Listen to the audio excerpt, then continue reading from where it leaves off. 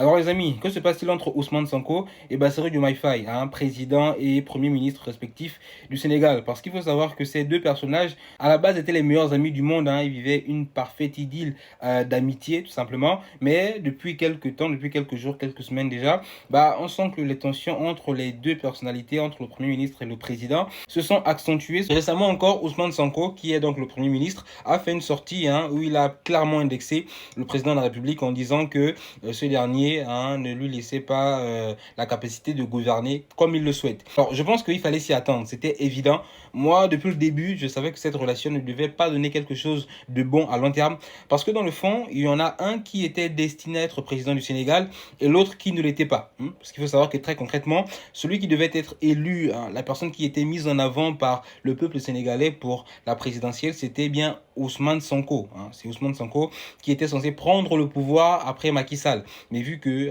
il a eu quelques difficultés judiciaires, ce qui fait qu'il n'a pas pu être éligible à la candidature pour le poste présidentiel. Et donc, il a poussé, il faut le dire, il a clairement mis en avant Bassirou Diomaye Faye.